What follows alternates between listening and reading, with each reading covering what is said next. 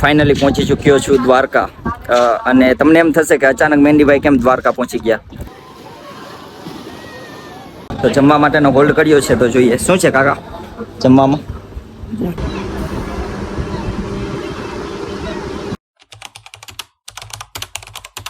Hello મિત્રો, હું છું આપનો મેંડી અને મારા નવા બ્લોગમાં આપ સૌનું સ્વાગત કરું છું. સૌપ્રથમ સૌને જય માતાજી અને જય શ્રી કૃષ્ણ. થંબનેલ જોયું હશે એટલે ખબર તો પડી જ ગઈ હશે કે મહેંદીભાઈ દ્વારકા જઈ રહ્યા છે. તો આમ અચાનક કેમ દ્વારકા જવાનું થયું? તો ઘણા સમયથી વિચારતો હતો કે દ્વારકા જવું છે, કારણ કે ઘણા સમયથી ઘણા બધા સવાલો મારી અંદર ફરે છે અને ઘણા બધા પ્રશ્નોનું મારે નિરાકરણ જોતું હતું અને ઘણું બધું ટેન્શન પણ હતું. તો વિચાર કર્યો કે આ બધું તો એક જગ્યાએ જ મારું હલ થાય, એટલે કે દ્વારકા જવું પડે.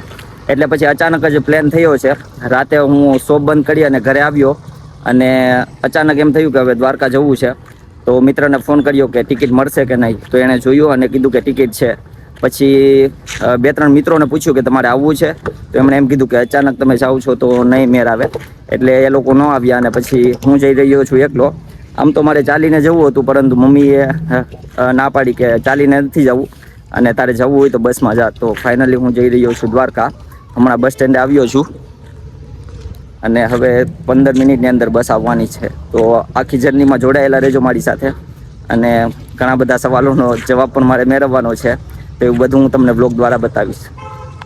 તો ચલો, હવે બસ પણ આવી રહી છે, જોઈ શકો છો તમે. પરફેક્ટ ટાઈમે તો આવી છે, પણ ઘણી વાર મારી સાથે એવું થતું હોય કે મારે જ્યારે પણ બહાર જવાનું હોય ને એ રાતના મને ક્યારેય નીંદર નથી આવતી અને વધુ પડતા હું વિચારોમાં ખોવાયેલો રહું છું. એટલા માટે આજની નીંદર પૂરી નથી થઈ, એટલા માટે થઈ અને બસમાં ચડી અને સૂઈ જવાનું છે.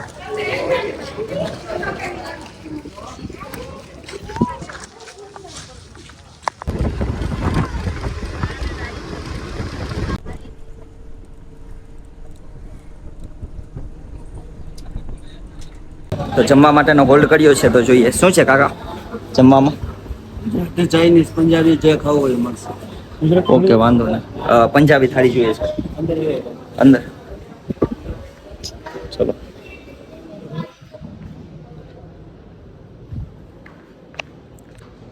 સુંદર એવી હોટલ છે, જોઈ શકો છો તમે. અહીંયા જ બેસી જઈએ આપણે.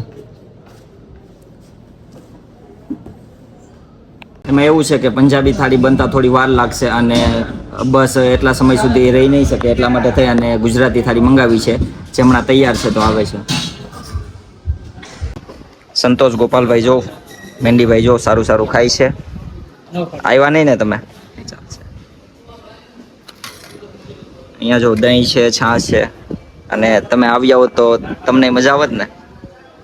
તો મસ્ત મજાનું જમી અને હવે ફરીથી બસમાં જવાનો ટાઈમ થઈ ચૂક્યો છે. લગભગ અમે માંગરોળથી તો આગળ આવી ગયા છીએ. ચલો,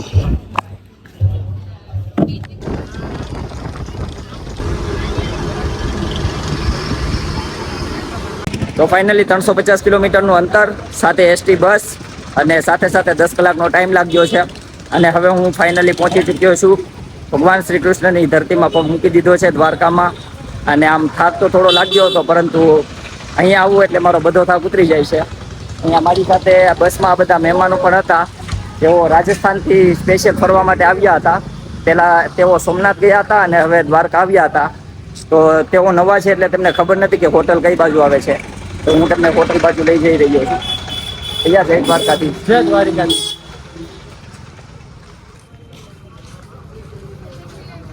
તો પહોંચી ચૂક્યા છીએ ગોમતી ઘાટે અને બસ હોટલ શોધી રહ્યો છું. અને આ લોકો પણ બહારના છે, તો એમને પણ એક સારી હોટલ હોય તો તેમને પણ હું હોટલમાં કંઈક આપણે એડજસ્ટ કરાવી દઈએ.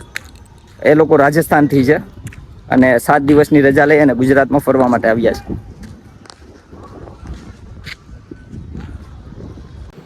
રૂમ ચેકિંગ માટે જઈ રહ્યો છું.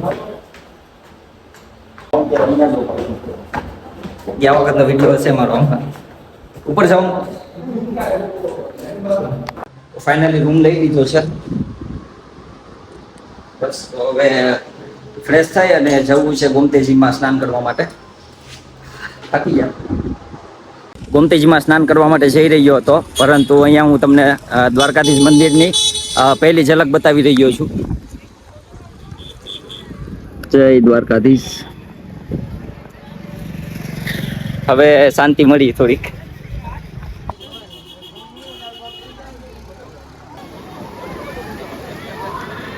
તો ગોમતીજીમાં સ્નાન કરી અને હવે જઈ રહ્યો છું ફરીથી રૂમ તરફ. હવે રૂમે ફરીથી ફ્રેશ થઈ અને પછી જવાનું છે દ્વારકાધીશ મંદિરે દર્શન કરવા માટે. ગોમતીજીમાં આજે મોજો પણ ખૂબ છે, મજા આવી ગઈ નાવાની. તો ફાઇનલી પહોંચી ચૂક્યો છું દ્વારકા. અને તમને એમ થશે કે અચાનક મહેંદીભાઈ કેમ દ્વારકા પહોંચી ગયા?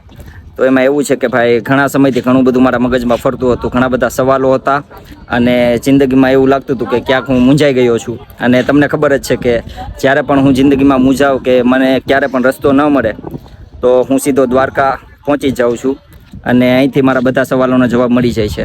પણ આ વખતે કંઈક અલગ થયું છે કે જે કાંઈ પ્રશ્ન હતા એ મને દ્વારકા આવતા પહેલાં જ મળી ગયા. ઘણા બધા સવાલો હતા મારી અંદર જીવન વિશે, જિંદગી વિશે. તો એ બધા મને મારે સવારે દ્વારકા આવવાનું હતું અને એક નાઇટ આગળ એટલે કે એ રાતના જ મને અડધા સવાલના જવાબ મળી ગયા અને અડધા સવાલના જવાબ તો મને હું જ્યારે બસમાં આવતો હતો ત્યારે મળી ગયા. તો દ્વારકા જ્યારે પહોંચ્યો ને તો મારી પાસે હવે એક પણ સવાલના જવાબ રહ્યા નથી. ખબર નહીં, ભગવાનની દયા છે એટલી મારા પર અને ખરેખર દયા જ છે. ખરેખર તમને કહું તો મારી પાસે તો મારું કાંઈ છે જ નહીં. જે કાંઈ છે એણે મને આપ્યું છે અને એના કારણે જ અહીંયા છું અને હજુ આગળ પણ લઈ જશે તો એની મરજીથી. અને બસ હવે એના દર્શન કરવાના બાકી છે. ફ્રેશ થયો છું અને હવે જઈ રહ્યો છું મંદિર તરફ અને તમને બધાને પણ દર્શન કરાવી દઉં.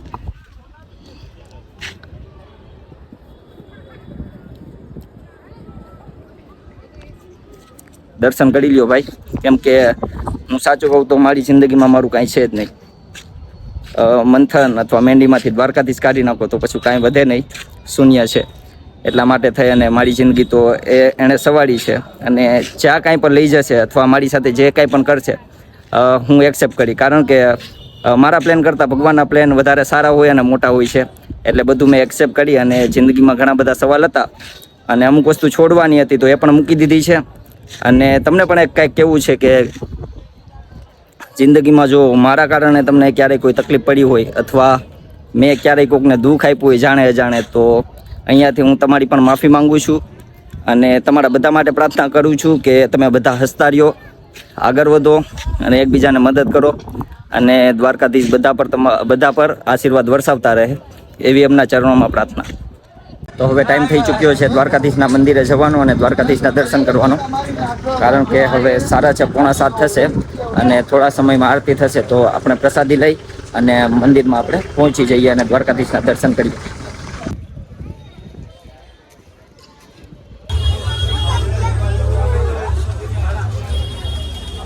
તો દ્વારકાધીશના દર્શન કરી અને ખૂબ જ આનંદ થયો અને ખૂબ જ શાંતિ અનુભવું છું અને બસ બહુ મજા આવી અને જે કાંઈ સ્ટ્રેસ અથવા ટેન્શન કે જે કાંઈ હતું એ બધું દૂર થઈ ગયું છે અને બસ ઈશ્વરની ખૂબ દયા છે મારી ઉપર. આભાર દ્વારકાધીશ, જે કાંઈ છે બધું એના હિસાબે છે. જોઈ લ્યો ભાઈ દ્વારકાની શેરીઓ, બસ આનંદ, ચારે બાજુ આનંદ. જય દ્વારકાધીશ.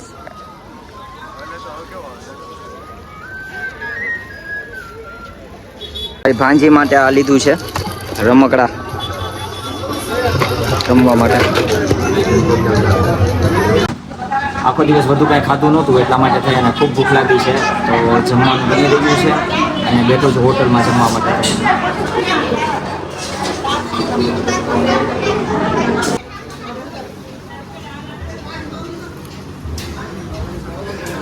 તો બસ હવે જમી લીધું છે અને હવે રૂમે પ્રસાદી ને બધું છે, થોડોક સામાન તો એ રૂમે મૂકી અને પછી ફરીથી અહીંયા બેઠવા માટે આવું છું. દ્વારકાધીશના દર્શન કરી અને હવે ફરીથી ગોમતી ઘાટે બેઠો છું. સુંદર એવું વાતાવરણ છે અને ખૂબ જ શાંતિનો અનુભવ કરું છું અને સાથે સાથે તમારા બધા માટે પણ પ્રાર્થના કરું છું કે તમારા જે કાંઈ સપના છે એ દ્વારકાધીશ પૂરા કરે અને હંમેશા હસતા રહો. કારણ કે શા માટે તમે દુઃખી થાવ છો? બધું અહીંયા મૂકીને જવાનું છે. આજે તમારો કદાચ ખરાબ સમય હોય તો ટેન્શન ના લેતા, કારણ કે સમય છે ને, સમય જરૂર બદલાય છે. એટલે આજે કદાચ તમારો ખરાબ સમય હોય તો ધીમે ધીમે ચાલજો, એક દિવસ એ પણ બદલી જશે અને બધું સારું થશે. કારણ કે આપણે એમ વિચારતા હોય કે મારે આ બનવું છે, મારે આ થવું છે, મારે આ કરવું છે, આ જોઈએ છે, પરંતુ આપણા પ્લાન કરતાં ભગવાનના પ્લાન હંમેશા મોટા જ હોય છે. એમના પર ભરોસો રાખજો અને બસ મહેનત કરજો. કહેવાયું છે ને કે કર્મણ્ય વાધિકા રસ્તે મહાફલે શું કદાચન મા કર્મ ફલ હેતુર્ભૂમો તે સંસ્તસ્વ કર્મણી. તમારું કર્તવ્ય માત્ર કર્મ કરવાનું છે, ફળની આશા રાખવાનું નથી. જ્યારે યોગ્ય સમય આવશે ત્યારે ઈશ્વર તમને ફળ આપી જ દેશે. એટલા માટે થઈ અને કર્મોમાં ભરોસો રાખો અને હંમેશા હસતા રહો. યાર શા માટે દુઃખી થાવ છો? શા માટે દુઃખી થાવ છો એ તો કહો મને. કાંઈ નથી ભાઈ, મોજ કરો, જિંદગી જીવવા માટે છે. જીવો, કોઈ પણ જાતનું ટેન્શન ના લ્યો અને હસતા રહો. હું તો બસ ગોમતીજીના ઘાટે બેઠો છું અને સુંદર પવન આવી રહ્યો છે અને ખૂબ જ મજા આવી રહી છે. તો થોડું લખ્યું છે મેં કે કદાચ ક્યાંય ન મરું દુનિયામાં તો ગોમતી ઘાટે આવજો, હું બેઠો હોઉં છું. એટલે બસ અહીંયા બસ મજા આવે છે. તો હું પહોંચી ચૂક્યો છું રૂમે અને આખો દિવસ ટ્રાવેલ કર્યો એટલે થોડો થાક લાગ્યો હતો. એટલે હવે સૂઈ જવું છે.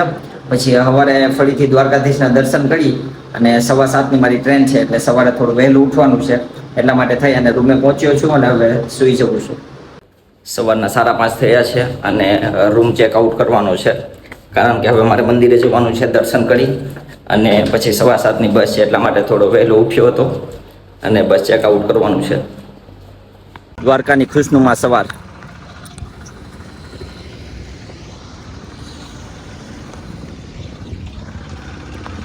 શાંતિ. તો ફાઇનલી દ્વારકાધીશની મંગળા આરતીના દર્શન પણ કરી લીધા છે અને હવે ટાઈમ થઈ ચૂક્યો છે બસનો, કારણ કે 7:15ની બસ છે અને 6:45 ઓલરેડી થઈ ચૂક્યા છે અને હું જઈ રહ્યો છું બસ તરફ. તો હવે આપણે મળીએ આવતા વ્લોગમાં. ત્યાં સુધી સૌને જય માતાજી, જય શ્રી કૃષ્ણ. હસતા રહો અને દ્વારકાધીશને પ્રાર્થના કરું કે સૌને ખુશ રાખે. અને તારી એક નજરની વાત છે ને મારી જિંદગીનો સવાલ છે. Thank you so much. હસતા રહો. જય દ્વારકાધીશ.